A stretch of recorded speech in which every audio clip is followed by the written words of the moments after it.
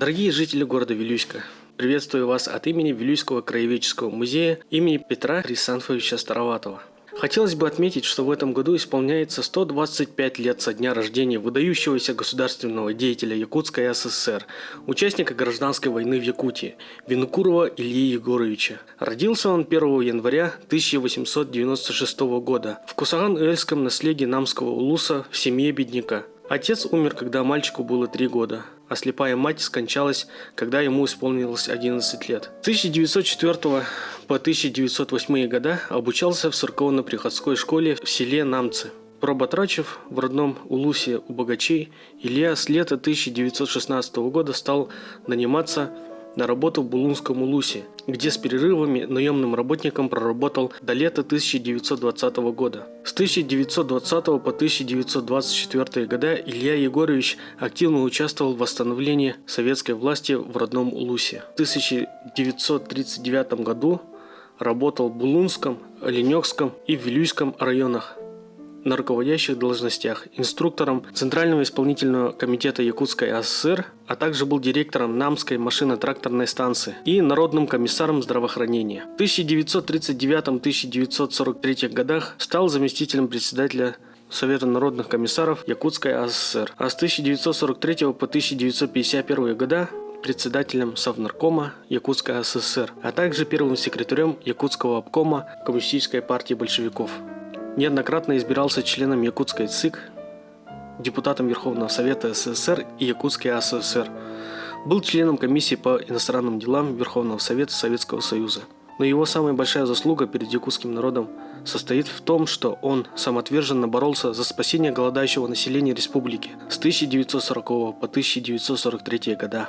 Из-за признания классиков якутской литературы Алексея Елисеевича Кулаковского, анимпадиста Ивановича Сафронова, Николая Денисовича Неустроева и ученого Георгия Прокопьевича Башарина, обвиняемых в буржуазном национализме. В последние годы жизни работал начальником Треста Якутстрой.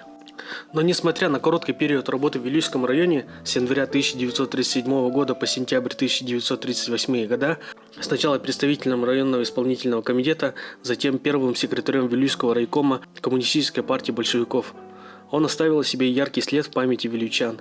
Его работа в Вилюйском улусе совпала со сложным положением в стране. Илья Егорович всегда проявлял принципиальность, честность и высокую ответственность за жизнь людей. Всеми силами боролся за справедливость во всем, при этом рискуя карьерой и жизнью. При Илье Егоровиче на руководящих должностях Вилюйский район достиг высоких показателей развития, нередко с пометкой «впервые». И весной 1937 года состоялась первая аттестация учителей, которые прошли 36 педагогов, лучшим из которых было присвоено звание «Народный учитель». 20 апреля 1937 года окончательно установилась современная территория района. При образовании Кобяйского улуса от Вилюйского отошли Любчегинские и Мукучинские наследия. И по итогам 1937 года в районе имелось 67 колхозов. Из 3516 хозяйств коллективизацией были охвачены 2466. Насчитывалось около 30 тысяч голов скота, около 11 тысяч лошадей. В 1937 году район закончил весенний сев вторым,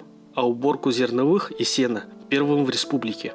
Далее, в 1938 году в нашем улусе была организована фольклорно-диалектологическая экспедиция известных якутских фольклористов Дмитрия Дичковского и Андрея Савина. 14 июня этого же года в Вилюйске открылись первые детские ясли, а осенью в городском кинотеатре впервые продемонстрировали звуковые кинофильмы «Дети капитана Гранта» и «Айгуль».